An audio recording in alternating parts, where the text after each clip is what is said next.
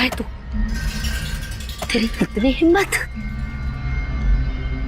मेरे मेरे पुश्तैनी जायदाद पे नजर रखेगा तू? अगर हिम्मत है तो सामने आके दिखा। मेरे घर की तरफ बढ़ता हुआ तेरा हर एक कदम तुझे भारी पड़ेगा, भारी पड़ेगा।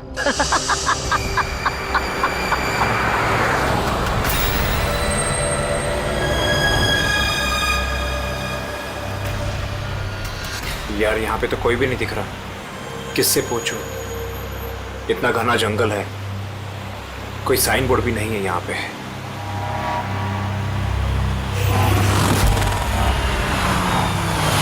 अरे भाई साहब, ये पिपलिया गांव का रास्ता यही है ना?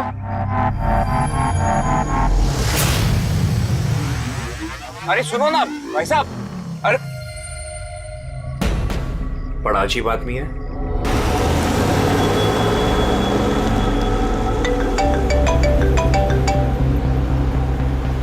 Hi baby. हाय, पहुंच गए? बस पहुंचने वाला हूँ। डोंट टेल मी तुम अब तक नहीं पहुंचे। इतने लेट कैसे हो गए? एक्चुअली क्या है, ये जगह शहर से काफी दूर है और यहाँ ज्यादा लोग भी नहीं दिख रहे मुझे।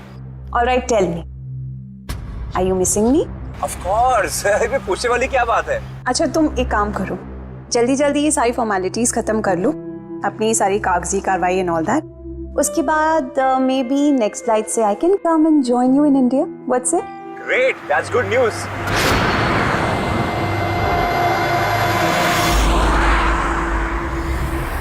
अच्छा बेबी, मुझे लग रहा है कि मैं पहुंच गया हूँ, वो मकान दिख रहा है मुझे। अरे ये गेट क्यों बंद है?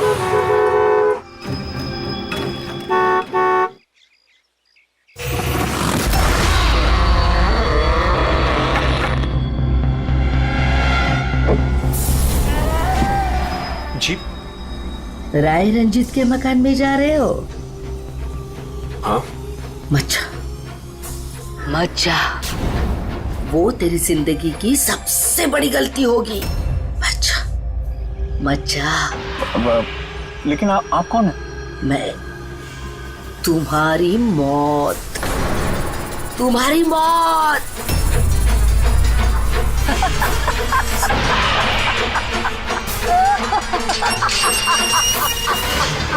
ए बुढ़िया, चल चल। अरे जा। अच्छा वरना तू भी मरेगा, तू भी मरेगा। मत जा वरना तू भी मरेगा, तू भी मरेगा। नसर साहब, आप राज साहब हैं? हाँ हाँ हाँ हाँ। आई। Hello Raj, Raj are you okay? कौन था? हाँ, अरे वंदना मैं ठीक हूँ, कोई नहीं था और मैं पहुंच गया हूँ। ठीक है, बंगले पे मैं कॉल करता हूँ तुम्हें। Okay, you take care. हाँ, I will speak to you soon. Bye bye.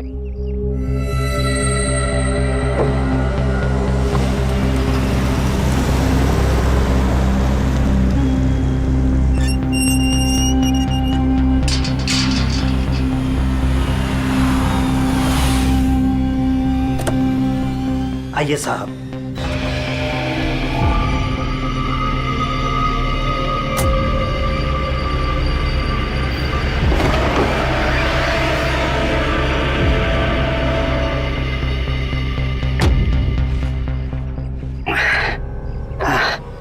साहब, सफर में कोई तकलीफ तो नहीं हुई? नहीं, लेकिन वो औरत कौन थी? बुढ़िया औरत जो आपसे बात कर रही थी ना, लाली नाम है उसका, थोड़ी अजीब सी है। आपको उसकी बातों का बुरा तो नहीं लगा? नहीं, बुरा नहीं लगा मुझे, पर मुझे एक बात समझ में नहीं आई कि उस औरत ने मुझे यहाँ आने से मना क्यों किया। जाने दीजिए ना साहब उसकी बातों का, थोड़ी सी हिली हुई है, कुछ भी बकती रहती है। आप आइए, अंदर आइए।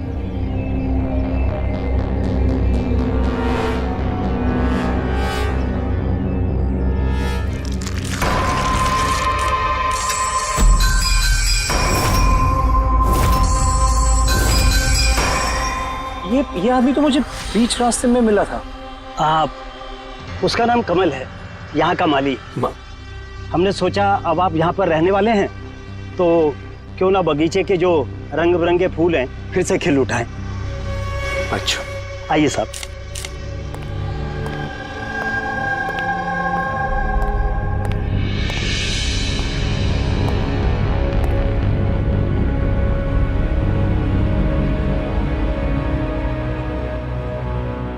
अच्छा एक बात बताइए जी।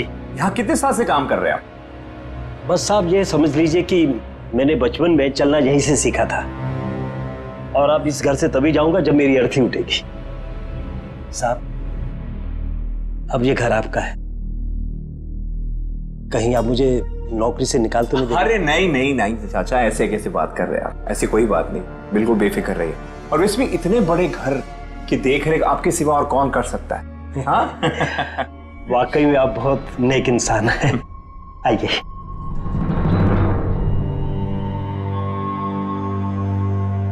साहब ये है आपका रूम, वॉशरूम उधर है, आप फ्रेश हो जाइए, तब तक मैं आपके लिए खाने पीने का बंदोबस्त करता हूँ। ठीक है। ठीक है साहब।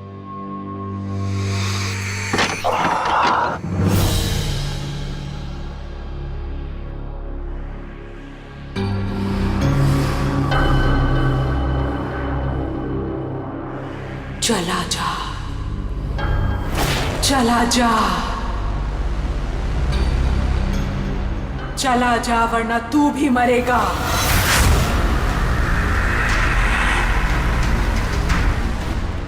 कौन?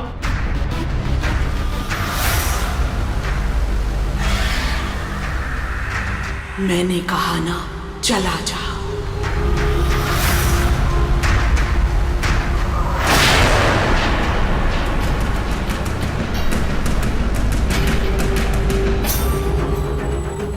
कौन है?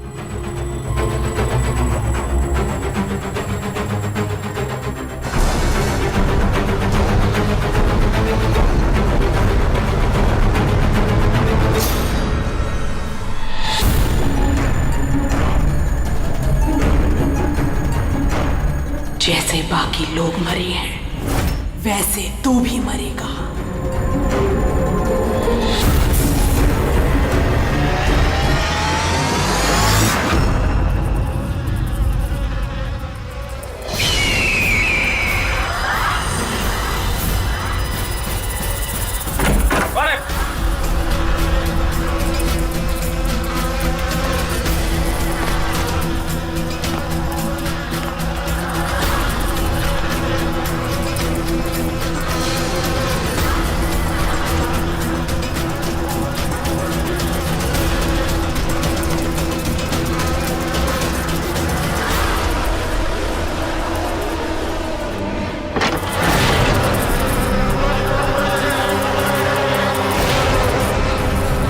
मधुमक्खी?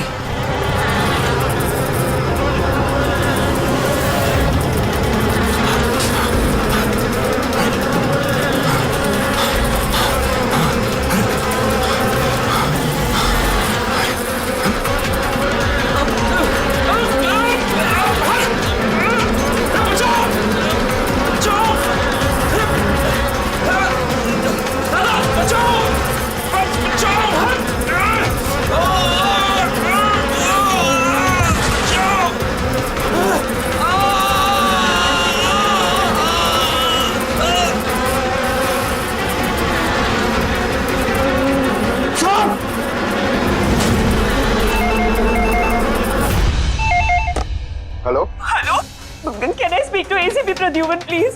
हाँ जरा शांत हो जाइए, कौन बोल रही हैं आप? मैं कौन बोल रही हूँ, मुझे क्या काम है, मैं सिर्फ उन्हें बताऊंगी। Can you just make me speak to him right now please? एक मिनट होल्ड करिए। सर, हाँ सर, फोन कॉल है।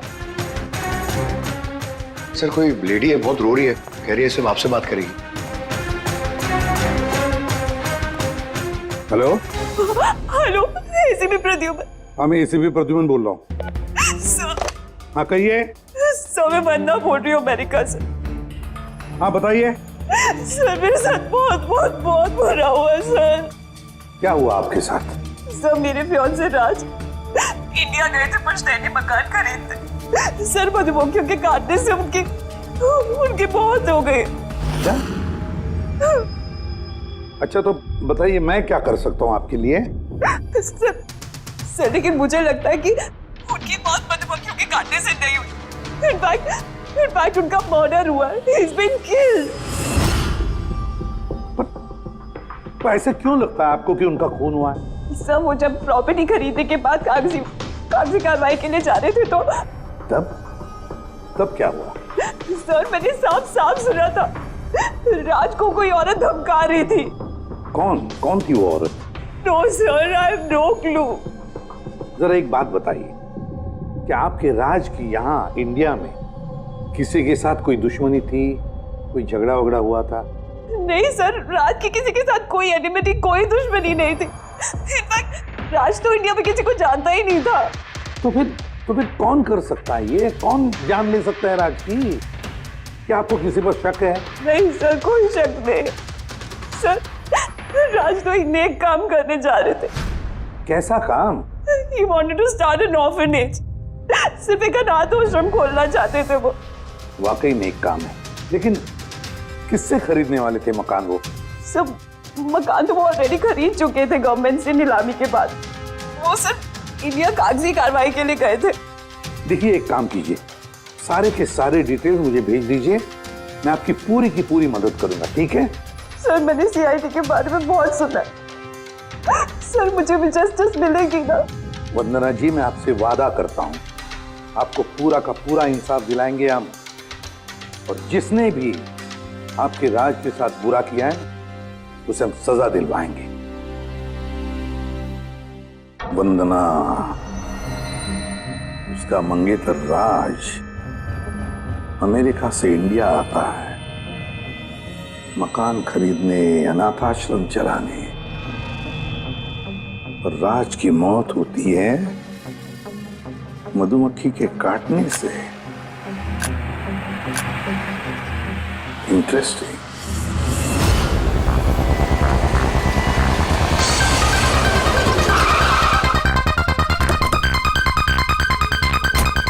सर, यही वही बंगला है जो राज ने सरकार से नीलामी में खरीदा था। अच्छी खासी प्रॉपर्टी लग रही है। आप देखभाल करते हो उस जगह की? जी हाँ, कहिए। कहेंगे आप, हम सिर्फ सुनेंगे। क्या मतलब? सीआईडी? क्या बात होगी सर? राज राकेश नाम के एक आदमी का खून हुआ है यहाँ पे। बहुत बुरा हुआ सर उनके साथ। उन्होंने ही सरकार से ये मकान खरीदा था। हाँ, उन्हीं की बात कर रहे हैं। उनका खून नहीं हुआ, मधुमक्खियों के काटने से उनकी मौत हुई है। मैंने खुद अपनी आंखों से देखा था। नहीं देखा होगा आपने, लेकिन यहाँ इस बंगलों में आने से पहले किसी औरत ने उन्हें धमकी दी थी। कुछ जानते हो उस औरत के बारे में?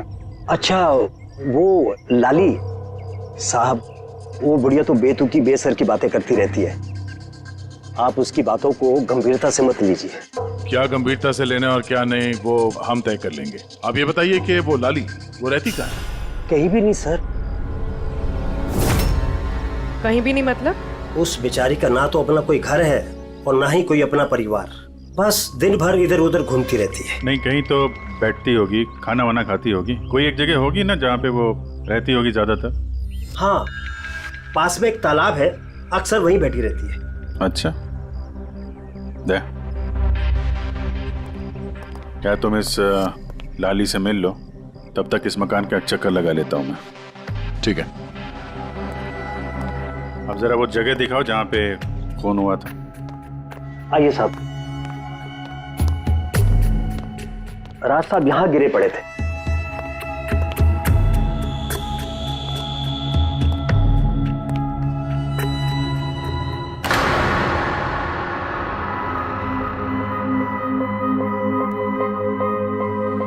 पहले मधुमक्खियों ने राज साहब को मारा, फिर वो खुद मर गए।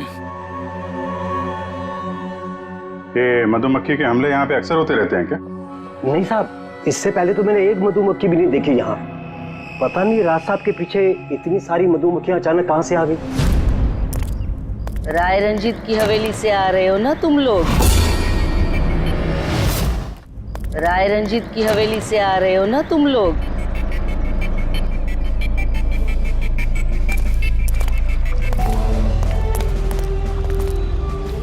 क्या कहा आपने? राय रंजीत के मकान से लौट रहे हो? आप कौन है? क्यों गए थे वहां? अपनी मौत को दावत देने गए थे?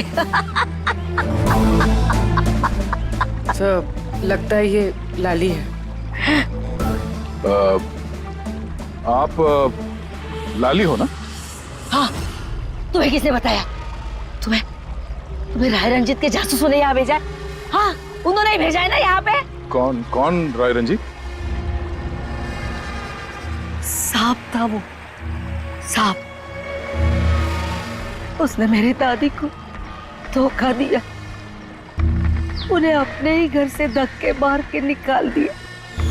चलो ऐसे बात। छोड़िए मुझे, मुझे मेरे घर से मत निकाल, मुझे मेरे घर से मत।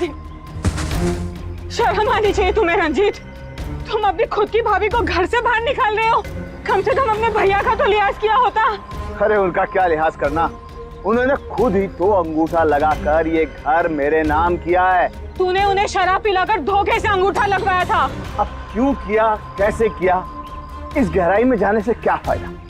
समझने वाली बात तो ये है कि ये मकान अब मेरा है और तू सड़क पर आ गई है। चलो निकलो इसे यहाँ से। तेरे हिस्से में ना सिर्फ घर नहीं आया है, एक मकान आया है, एक ऐसा मकान जिसके हर कोने में मेरी बदुआएं गूंजेगी। मैं तुझे श्राप देती हूँ, सिर्फ तू ही नहीं, इस घर का जो भी मकान मालिक बनेगा वो जिंदा नहीं बचेगा। मौत का खेल होगा यहाँ, मौत का खेल। अब तक कितने लोग मरे? वो सब लोग मर गए जिन्होंने वो मकान खरीदना चाहा। तुम लोग वो घर मत खरीदना, तुम भले लोग लग रहे हो, वरना तुम्हारी बीवी विधवा हो जाएगी।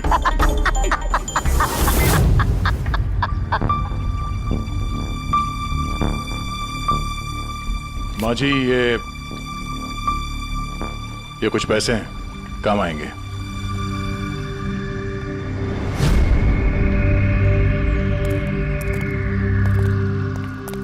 सर, लगता नहीं है इसका राज की मौत में कोई हाथ है। ये तो खुद बेचारी सदमे और विश्वास में लग रही है। हो सकता है राज की मौत कोई मर्डर ही ना हो, कोई हादसा हो।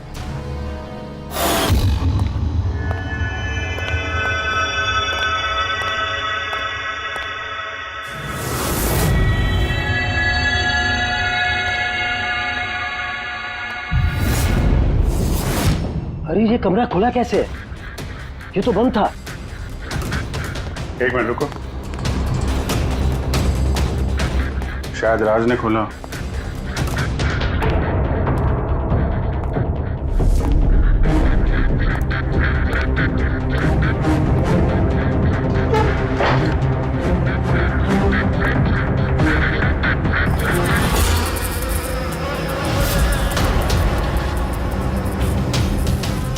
ये है तो छत्ता यहाँ पे।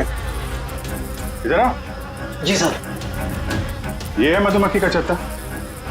अरे मैं पहली बार देख रहा हूँ साहब। ये राज यहाँ इस स्टोर रूम में क्या करने आया था? साहब शायद बंगलू देखने आए होंगे। अच्छा, और उस वक्त तुम खाना लेने गए थे? जी सर।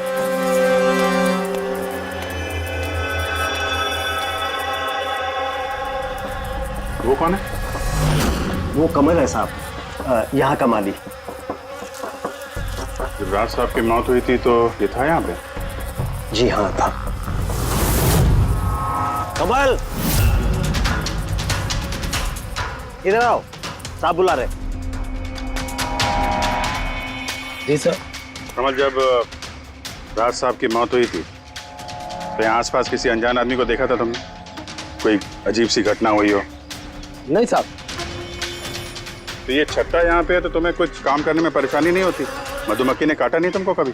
नहीं सर, मधुमक्खी तो तब काटती ना जब यहाँ कोई छत्ता होता। पहले तो मैंने ये छत्ता यहाँ देखा ही नहीं साहब। क्या बात कर रहे हैं? हाँ साहब, मैंने आपसे पहले कहा ना कि इससे पहले इस घर में हमने एक मधुमक्खी भी नहीं देखी। कमाल है, फिर ये छत्ता आया कहाँ से? और मधुमक्खियों ने राज को ही क्यों काटा? ये तो कोई एक्सपर्ट ही बता सकता है। आसान उनके क्या पता चला राज की मौत के बारे में? मौत कैसे हुई? बॉस, इसकी मौत मधुमक्खियों की वजह से हुई है। यार तुझे पूरा यकीन है राज की मौत मधुमक्खियों की वजह से ही हुई है? हाँ बॉस, ये डॉक्टर ने जो रिपोर्ट बनाई है मैंने वो भी देख ली, इस राज का अच्छी तरह से चेकअप भी कर लिया। मुझे पूरा यकीन है राज की मौत मधुमक्खियों के डंक के जहर की वजह से ही हुई है। सर, बचपन में मुझे मधुमक्खी ने काटा था, मैं तो जिंदा हूं। हाँ सालू के साहब, पंकज पे जहर का असर क्यों नहीं हुआ? अरे पंकज को मधुमक्खी ने काटा था, मधुमक्खियों ने नहीं काटा था। बॉस अगर एक दो मधुमक्खी काटे तो बात समझ में आती है, लेकिन सैकड़ों मधुमक्खियां अगर हमला कर दे तो इट्स इम्पॉसिबल। मधुमक्खियों के डंक से साळुंखे कहता है कि राज की मौत मधुमक्खियों के डंक से हुई है, मधुमक्खियों के जहर से। और राज की मंगेतर वंदना कहती है कि राज का खून हुआ है।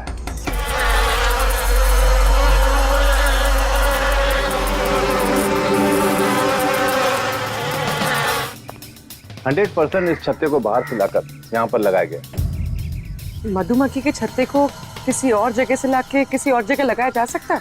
इतना आसान है? इतना मुश्किल भी नहीं है।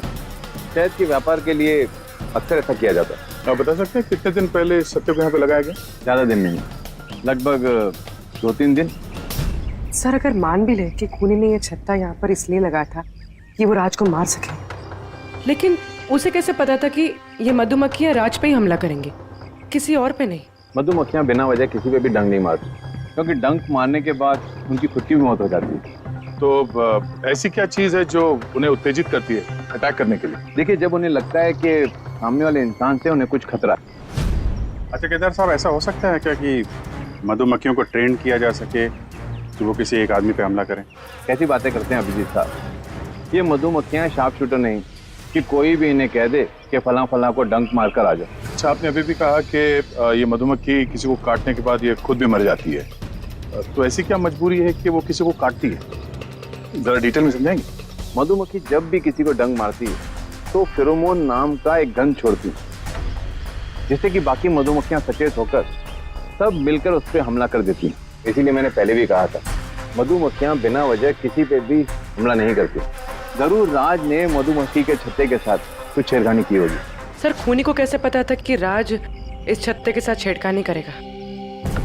कहीं ये मौत वाकई हादसा तो नहीं? नहीं पूर्वी, राज के आने के ठीक 2 दिन पहले इस छत्ते को यहाँ पे लगाना ये कोई संयोग तो नहीं हो सकता। सर राज की मौत के बाद ये घर वंदना के नाम हो जाएगा, कहीं इन सबके पीछे वंदना तो नहीं है?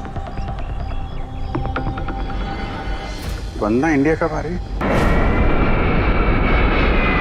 What nonsense! How could you even think like that? आप ऐसे कैसे सोच सकते हैं कि राज की मौत के पीछे मेरा हाथ हो सकता है?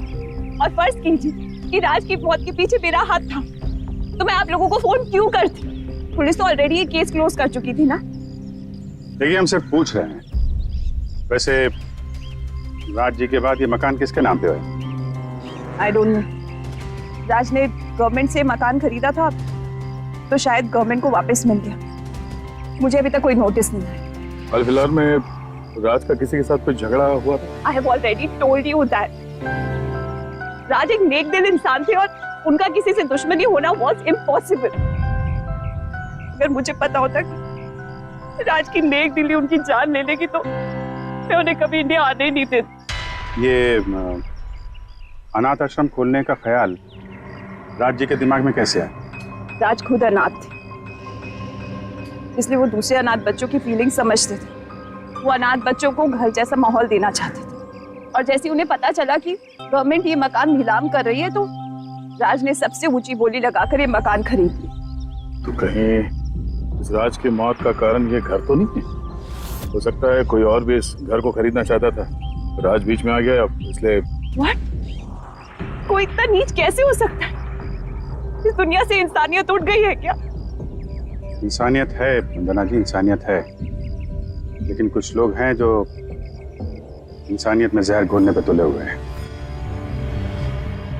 पता करते हैं किस किस को दिलचस्पी थी इस प्रॉपर्टी में।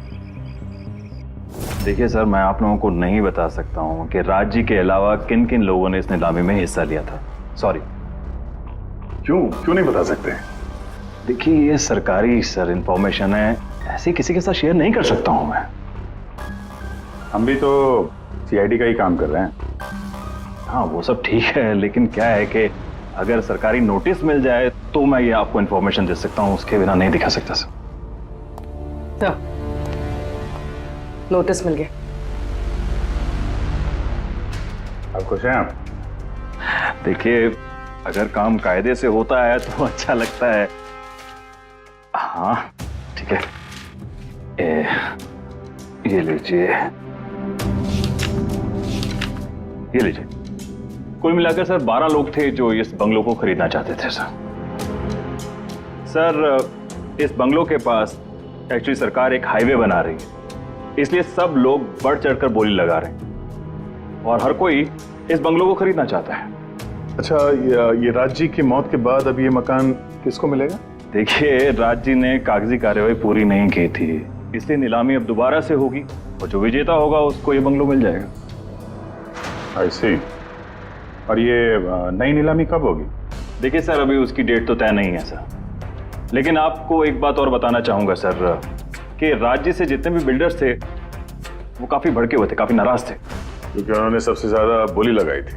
नहीं सर, एक्चुअली उन्होंने डेडलाइन के बाद बिड सबमिट की थी सर, इसी वजह से लोग नाराज थे उनसे। लेकिन अगर डेडलाइन के बाद उन्होंने बिड किया था तो सरकार ने एक्सेप्ट कैसे कर लिया? सर एक्चुअली वहां पर वो अनाथ आश्रम खोलना चाहते थे और सर अमेरिका से जो इंडिया का वक्त का फर्क है सर वो 9.5 घंटे का है, इसलिए सरकार ने वो बिड एक्सेप्ट कर ली थी। देखिए, अब घर तो उसी को मिलेगा जिसकी किस्मत में होगा सर। किस्मत में नहीं भी होगा तो उसने अपनी किस्मत की रेखाएं बदलने के लिए कोशिश तो की होगी और जरूर इस लिस्ट में से ही कोई होगा वो। ललित जी, अब तो ये दोबारा नीलामी होगी, तो जिन लोगों ने अप्लाई किया है इस दूसरे नीलामी के लिए, क्या हम उनकी लिस्ट देख सकते हैं? नो सॉरी, ये लिस्ट आपको मैंने इसलिए दिखा दी कि ये नीलामी हो चुकी है, लेकिन वो जो नई लिस्ट आने वाली है सर वो तो आप किसी भी कीमत पर नहीं देख सकते। अरे अरे अरे अरे साळुंखे, तू क्या करने क्या जा रहा है यार? क्या सुन रहा हूं मैं? जो सुना है सही सुना है बॉस। क्या सुना? रिजाइन हो रहा है तू? हाँ। क्यों क्यों? बस मेरा टाइम आ गया।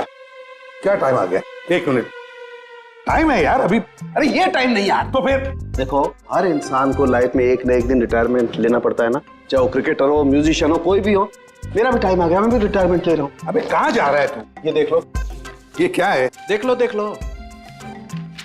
यार क्या तू कर रहा है साळुंखे? समझ में नहीं आ रहा है ये। एयर टिकट कहाँ जा रहा है? हाँ, लंदन। अरे वाह रे वाह। पंकज कैंसिल कर। नहीं नहीं, कैंसिल नहीं होगा। अबे रिफंड मिल जाएगा, पैसे वापस मिल जाएंगे, कल की टिकट है, डोंट वरी। मुझे रिफंड नहीं चाहिए, मैं जा रहा हूँ वापस। यार तू ऐसे कैसे जाएगा? क्या हुआ क्या? अरे इतनी बड़ी गलती होगी कि शर्म आ रही है अपने आप पर। ऐसी कौन सी गलती हो गई? वो मधुमक्खियों वाला केस। मधुमक्खियों वाला केस? हाँ यार, हादसा नहीं है बॉस, वो खून है खून। यही मुझसे गलती हो गई। मधुमक्खी के एक्सपर्ट से बात होगी तेरी? क्या बताया उसने?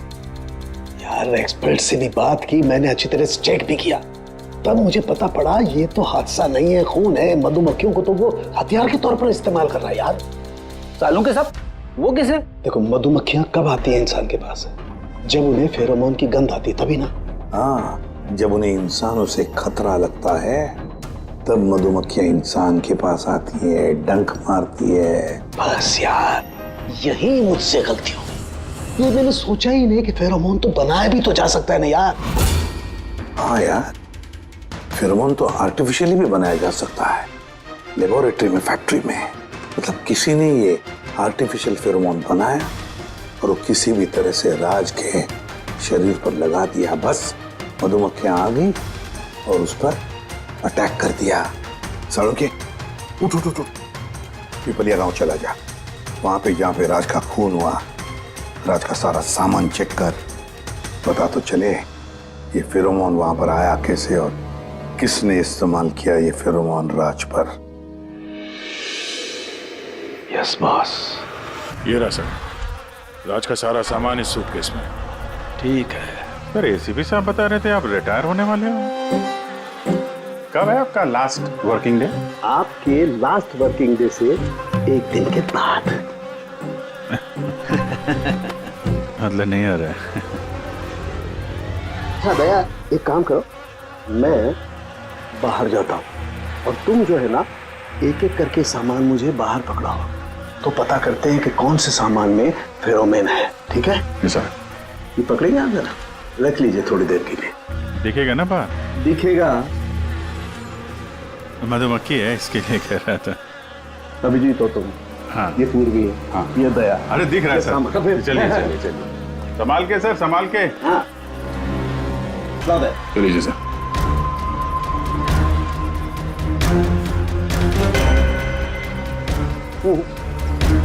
नहीं, इसमें फेरोमोन नहीं है। अरे सर संभल के। अरे कुछ नहीं, जिसमें फेरोमोन होता है उसी पे अटैक करती है।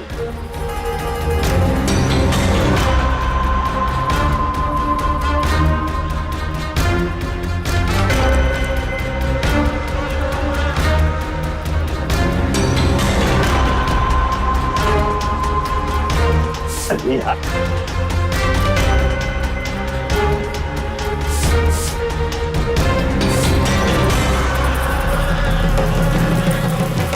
हरकत हुई, देखो देखो, अटैकिंग मूड में आई है ये मधुमक्खी, देखो। सर किसी ने राज के परफ्यूम में फेरोमोन मिलाया। अरे यार, ये मधुमक्खी ने मुझे काटा ना। सर आप निकलो यहाँ से। अरे यार, अरे पानी में जाओ, पानी में। पानी किधर है? अरे सामने उस तरफ सर, अरे उधर कुआं है सर, जाओ ना। कुएं में घुस जाओ। अरे सर निकलो यहाँ से, जाइए सर।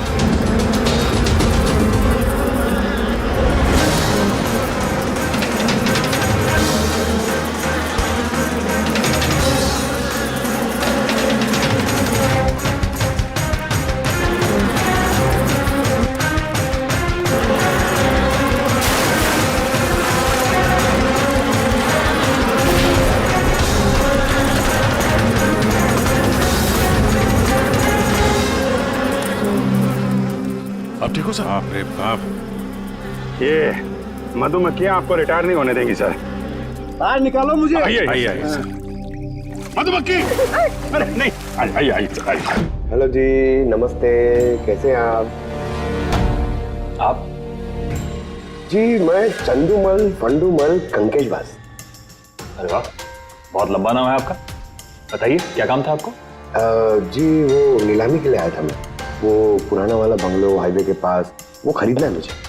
सर ऐसे नहीं खरीद सकते हैं सर, उसमें नीलामी होगी तभी वो जो जीतेगा वही खरीद सकता है। अरे तो पैसा लगाएगा ना, मैं पैसा लगाएगा। देखिए अब टाइम नहीं बचा है, सिर्फ 15 मिनट बचे हैं, आप लेट हो गए। अरे क्या बात कर रहे हैं सर, 15 मिनट में क्या क्या हो जाता है। ये देखिए ना, मैं तो ये बेड का लिफाफा भी लाया हूँ, ये देखिए। राकेश, इधर रजिस्टर लेकर आ।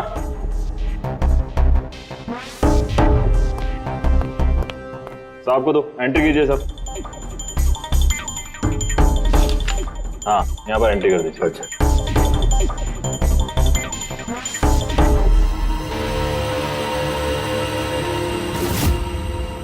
यहाँ साइन कर दीजिए लास्ट को। Good, like. अच्छा, वेरी गुड, ये तो अच्छा हो गया सर। वो बंगले का चाबी? और मजाक कर रहे हैं? अरे चाबी ऐसे थोड़ा ना मिलता है। अरे भाई बोली लगेगी, नीलामी होगी, उसके बाद जो जीतेगा उसको मिलेगा। भाई क्या बात कर रहे हैं आप? बेट तो मैं ही जीतूंगा, ये पक्का है। भाभी और बच्चों को मेरा प्यार देना, ठीक है सर? Thank you. पता नहीं कहाँ से चले आते हैं, कमाल है।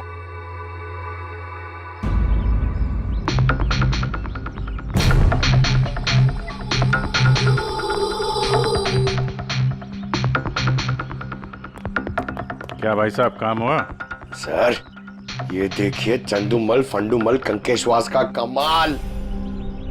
उठ जाओ पंकज, 12 में से 2 लोग हैं जिन्होंने दोबारा बोली लगाई है इस मकान को खरीदने के लिए, हेमंत और रोशन। मतलब खूनी इन्हीं 2 में से कोई हो सकता है। और जो कोई भी है इस बार भी इस मकान को हथियाने के लिए किसी भी हद तक जा सकता है। दोस्तों अब ये वक्त आ गया है कि बता दिया जाए कि नीलामी का विजेता आखिर है कौन। और मुझे बताते हुए बहुत खुशी हो रही है कि नीलामी के जो विजेता है मिस्टर रोशन। रोशन जी आपको बहुत बहुत बधाई हो। 1 मिनट, काय की बधाई हो? सबसे ज्यादा बेट मैंने लगाई थी, ये कैसे जीत गए? देखिए भाई साहब, आपको कोई गलतफहमी हुई है। सबसे ज्यादा बेट मिस्टर रोशन ने लगाई थी, इसलिए रोशन को मकान दे दिया गया। ऐसा हो ही नहीं सकता, मैंने बहुत ऊंची बोली लगाई थी, ये बेट मुझे मिलनी चाहिए थी। आप ऐसे ही बात कर रहे हैं सर, मैंने तीनों लिफाफे चेक किए हैं और चेक करने के बाद मिस्टर रोशन की कीमत सबसे ज्यादा थी, इसलिए मिस्टर रोशन को मकान दे दिया गया है। प्लीज कम ऑन यार, अब हार गए हो तो बच्चों की तरह रो मत। बिजनेस है, ऊंच नीच होती रहती है। बिजनेस में बेईमानी नहीं चलेगी। ये दिखाइए, आप पहले वो लिफाफे दिखाइए, मुझे अभी देखना है किसने कितने बिट करी है। दिखाइए दिखाइए दिखाइए, लाइए मुझे भी चेक। नहीं नहीं नहीं, ये नहीं दिखा सकते, ये नियम के खिलाफ है। चीटिंग करना भी नियम के खिलाफ है। मैंने 7 करोड़ की बिट करी है, 4 करोड़। इनके अभी हेड ऑफिस से फोन आएगा और बोलेंगे कि मैंने सिर्फ 3 करोड़ लगाए। कोई फोन नहीं, 4 करोड़ कम। आपके कहने से फोन आएगा। चलो उठाओ, फोन उठाओ तुम्हारा भी। ये मुझे क्या करना है क्या नहीं करना है, ये आप मुझे नहीं बताएंगे। आप ललित जी, आप तो बड़े कायदे कानून की बातें किया करते थे और फोन भी नहीं उठा रहे हैं। भाई ये तो बहुत गलत बात है। आप ब्यूरो चलिए हमारे साथ। आप कहाँ खिसक रहे रोशन जी? आप हमें मिठाई नहीं खिलाएंगे? नई प्रॉपर्टी ली है आपने? आइए, आप ही आइए। आइए आइए। सर रोशन जी बिल्कुल ठीक बोल रहे हैं सर। सर रोशन जी का इससे कुछ लेना देना नहीं है। जो भी फ्रॉड हुआ है सर मैंने किया है। ये रोशन का जुर्म अपने सिर पर क्यों ले रहे हो? अच्छा खासा पैसा दिया है क्या रोशन ने तुम्हें? और एक बात याद रख लो, ये पैसा खर्च करने को नहीं मिलेगा, क्योंकि तुरंत फांसी होगी तुम्हें। सर इतनी सी बेईमानी के लिए फांसी चढ़ा देंगे? नहीं नहीं नहीं, बेईमानी के लिए नहीं, खून के लिए। खून के लिए फांसी होगी। सर खून? किसका खून सर? राज राकेश का खून, जिसने पिछली नीलामी में वो घर, वो प्रॉपर्टी खरीदी थी। सर लेकिन मैंने किसी को नहीं मारा है सर। सर मैंने नहीं मारा है सर किसी को। पता है, इस रोशन ने मारा है। तो इसकी पोल खोल दो, वरना इसके पाप का मटका तुम्हारे सिर पे फूट जाएगा। सर ये क्या कह रहे हैं सर आप? मैं भला राज को क्यों मारूंगा सर? इस प्रॉपर्टी के लिए, और किस लिए? क्या कह रहे हैं आप सर? सर मैं मानता हूं कि मैं ललित के साथ मिलकर नीलामी में छोटी मोटी हेरा फेरी करता था, पर सर एक प्रॉपर्टी के लिए किसी का मर्डर थोड़ी कर दूंगा मैं। तो मतलब तुम्हारे कहने का मतलब है तुमने ये खून नहीं किया? नहीं सर। चल ठीक है, पूर्वी जरा वो परफ्यूम लाना।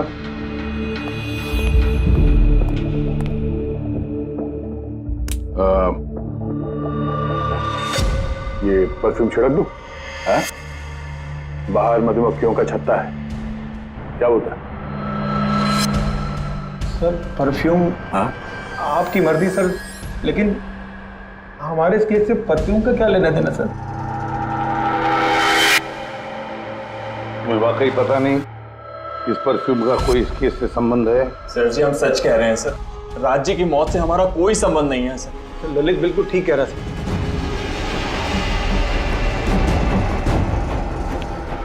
अगर ये खून रोशन ने नहीं किया है तो फिर बचता है वही एक। इन कागज से साबित होता है कि तुम राय रंजीत के पोते हो। तुम्हारे पास तो बहुत बड़ी वजह थी इस मकान को वापस पाने के लिए, क्यों? देखिए, राय रंजीत का पोता होने से यह साबित नहीं होता कि यह खून मैंने किया है।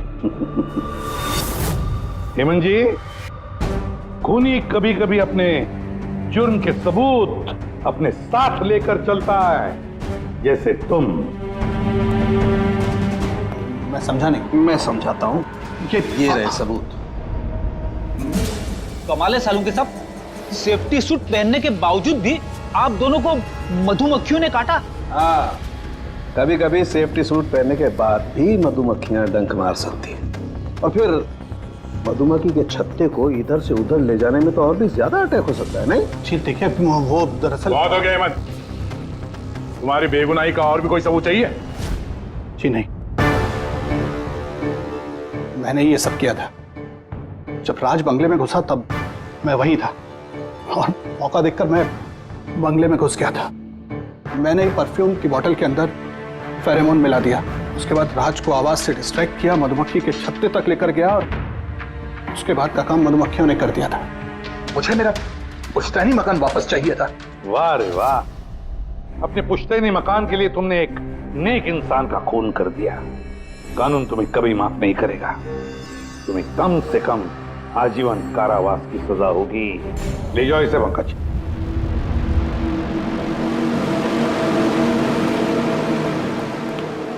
पंखे,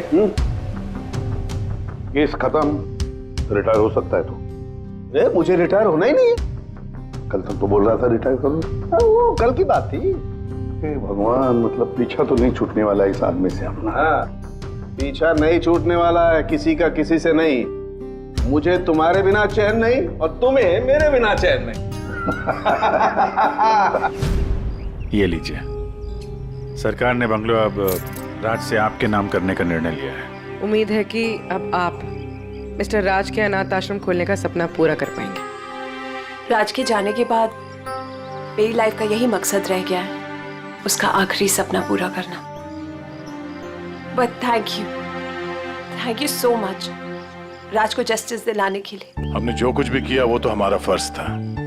आपको और कोई मदद की जरूरत हो तो हमें जरूर याद करिएगा। कभी कभी आते रहिएगा, उन बच्चों को भी आपसे इंस्पिरेशन मिलेगी। ये भी कोई पूछने की बात है? हो सकता है उन बच्चों में हमें कोई हमारा नया सीआईडी ऑफिसर मिल जाए।